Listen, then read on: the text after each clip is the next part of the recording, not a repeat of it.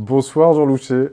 Bonsoir. Merci de venir participer à notre émission L'école des fans, sur des questions qui sont des questions que les internautes t'ont posées depuis qu'on a annoncé que tu allais répondre à nos questions.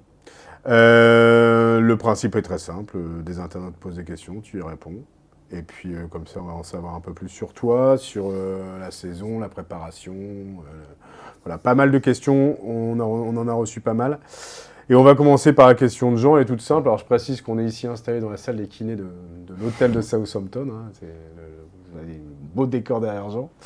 Jean, la première question elle est simple. C'est comment tu trouves pour l'instant ce stage à Southampton? On rappelle que vous êtes arrivé dimanche. Le stage se termine demain avec une opposition face à Southampton. Jusqu'ici, comment ça se passe? Bah, ça se passe super. J'espère à travers les réseaux, les gens voient qu'on est vraiment dans des conditions qui sont magnifiques, que ce soit les terrains d'entraînement, l'hôtel. On a vraiment des super conditions. C'est une super chose de mise en place par le club et la direction. On a la chance de pouvoir être là et donc c'est un luxe. Je pense que tout le monde en est conscient et c'est super pour bien commencer la saison.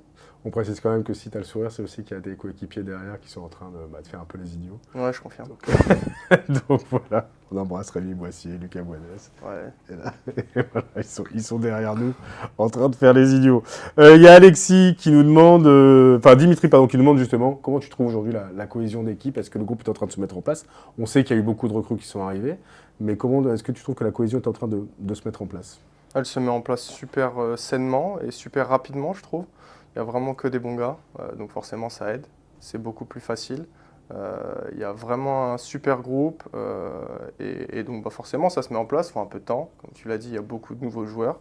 Il y a les anciens, on essaie de faire notre travail et puis il y a aussi quand même dans les recrues pas mal de joueurs qui sont expérimentés et qui savent vite s'adapter et se fondre dans la masse. Donc c'est beaucoup plus facile, chacun arrive à trouver sa place et ça se ressent, on se sent progresser, que ce soit sur le terrain ou même individuellement et humainement, tous ensemble. Il y a Alexis qui demande ce que tu penses du mercato. Tu l'as abordé avec pas mal de recrues qui sont arrivés, des anciens, des jeunes. C'est assez équilibré.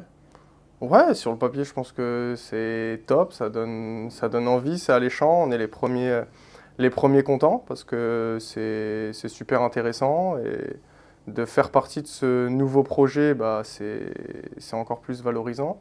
Et on n'a qu'une seule envie, c'est de pouvoir commencer le championnat. En plus, il y a eu le calendrier tout à l'heure.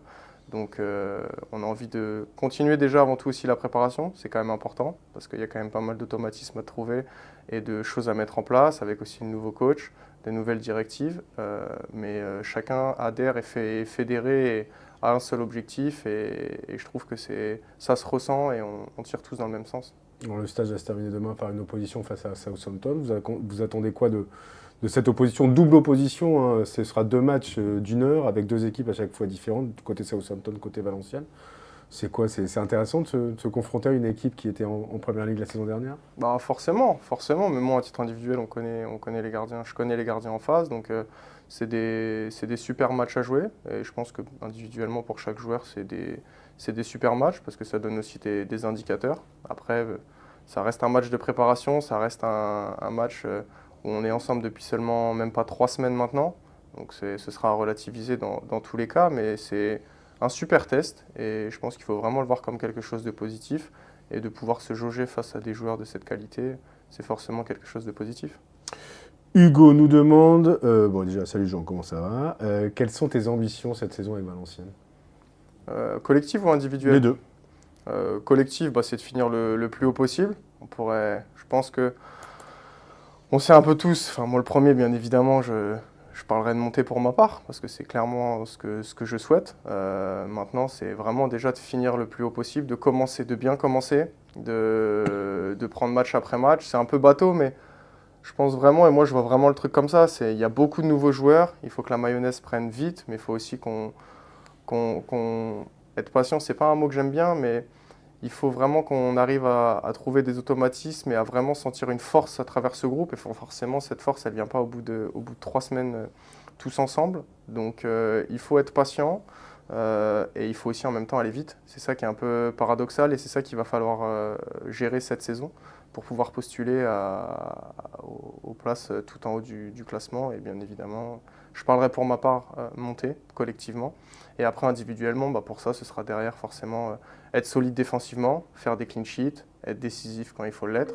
Et ça, ce sera des objectifs individuels, à moi de répondre présent. Et forcément, j'ai beaucoup d'envie, d'autant plus avec la saison dernière et cette blessure qui m'a éloigné des terrains. Donc forcément, faire une grosse saison aussi à titre individuel. Alors la transition est toute trouvée. Beaucoup de gens se posent des questions sur comment tu as vécu ta blessure. Mathieu, comment te sens-tu depuis ton retour déjà ?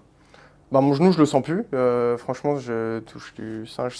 C'est une histoire ancienne. On a super bien travaillé, que ce soit avec les kinés, j'étais super bien entouré aussi, que ce soit à la maison avec ma femme, ça a été super, super valorisant pour moi et elle était toujours là. Et les kinés, Mathieu, Lucas, le préparateur physique Antoine, Valentin, tout le monde était vraiment là pour moi et de se sentir soutenu. Je pense même à François Stablanski, vraiment de se sentir soutenu, ça a forcément aidé et ça m'a permis de revenir assez vite et surtout de revenir en forme. Donc j'espère que c'est une histoire ancienne et je me sens encore plus reboosté pour attaquer cette nouvelle saison. Comment tu as vécu cette période ? C'est jamais simple d'être blessé aussi longuement. Non, mais c'est pour ça, encore une fois, je le dis, j'étais bien entouré, ça m'a vraiment aidé. Que ce soit au tout début, même de l'apprendre, forcément je m'y attendais pas trop, donc ça n'a pas été évident d'être en tribune, de suivre l'équipe de loin. C'était ma première vraie grosse blessure. Donc non, c'est vraiment de se sentir soutenu, d'être avec les gars aussi. Le groupe a été top, que ce soit même l'année dernière avec Matt, avec Pape, le groupe des gardiens, le coach Perkis et tous les joueurs, que ce soit Bubu, Rémi, tout le monde. Je me sentais vraiment intégré dans le groupe quand même si ça fait toujours mal de ne pas jouer. Et le fait de me sentir bien en dehors du terrain avec eux et bien à la maison avec les personnes qui sont proches de moi, forcément c'est beaucoup plus facile. Et ça permet de relativiser et de pouvoir se concentrer sur la guérison et revenir le plus vite possible en forme. Lucas nous demande, c'était quoi ta routine durant ta blessure ? Est-ce que tu avais une routine particulière ? Non, mais c'était un peu calqué sur les joueurs avec souvent quand même double séance. Je m'entraînais quand même l'après-midi. Mais sinon, non, je venais comme les joueurs. Après, eux, quand ils allaient sur le terrain, c'était là la partie un peu moins drôle. Moi, j'allais en salle, souvent, en tout cas au début. Beaucoup de réathlétisation, c'est beaucoup de renforcement en fait. Donc renforcement, c'est jamais drôle, mais beaucoup. Et puis l'après-midi, c'était peut-être un peu plus de proprio, d'efforts quand même physiques, garder le cardio. Et c'était principalement ça. Après, il y a aussi pas mal de coupures, pas mal de choses qui ont été mises en place pour pas rester dans une routine et rester qu'en salle, faire toujours la même chose. Et donc ça permettait de voir le temps passer un peu plus vite que normalement, qu'à la normale. Aubin nous demande, est-ce que tu te sens à 100% désormais ? Ouais, franchement, je me sens super bien. Déjà, ce qui est bien quand même, c'est que fin d'année dernière, j'ai pu quand même reprendre un peu. C'est pas comme si je revenais que maintenant sur une nouvelle saison. J'ai pu reprendre l'année dernière, que ce soit en réserve avec les gars, et même finir sur un dernier match. Donc déjà, ça m'a fait du bien. Je repartais pas de zéro. Et puis là, j'ai eu le temps de la préparation. Et non, mes repères sont bien, je me sens bien. Et là, c'est plus être en harmonie et être coordonné avec tous les gars et faire les mêmes choses au même moment. On va passer maintenant un peu aux questions un petit peu hors foot. Alors, il y a Hugo qui nous demande, qui revient un peu dans le passé, parce que tu es devenu on va dire, le chouchou des supporters du VFC. Tu es un des joueurs les plus anciens désormais. Mais qu'est-ce que tu connaissais du club avant ton arrivée ici à VA ? Qu'est-ce que tu en pensais avant de venir ? Ce qui était drôle, c'est quand j'étais à Liévin, parce que j'étais déjà venu, c'était au stade du Hainaut. C'était quand on était en Ligue 1, dans les buts, c'était Pento, je me rappelle. Et forcément, le fait d'avoir été à Liévin, même d'avoir été à Amiens, forcément, Valenciennes, ça voulait déjà dire quelque chose, que ce soit les époques, la montée nationale, Ligue 2, Ligue 1, Savidan, la génération qui était incroyable. Forcément, on sentait déjà quelque chose, une grosse ferveur à Valenciennes.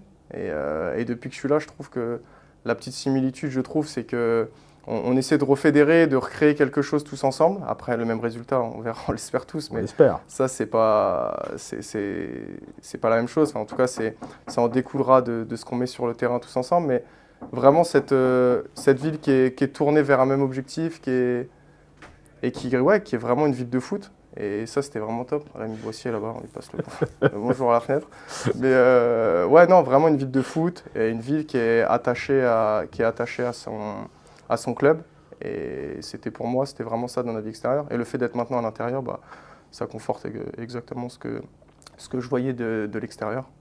Il y a Aubin qui nous demande une petite question hors foot. C'est quoi, hors foot ou pas vraiment, mais c'est quoi toi ton modèle de gardien? Tu as eu des idoles en termes de gardien dans ta jeunesse? Ouais, quand j'étais petit, j'aime beaucoup Hugo Lloris. J'aime toujours, hein. J'aime toujours. Après, j'aime beaucoup aussi Neuer, tout ce qu'il a apporté au poste, de jouer plus haut, d'anticiper pas mal de choses, de jouer au pied, toutes ces choses-là.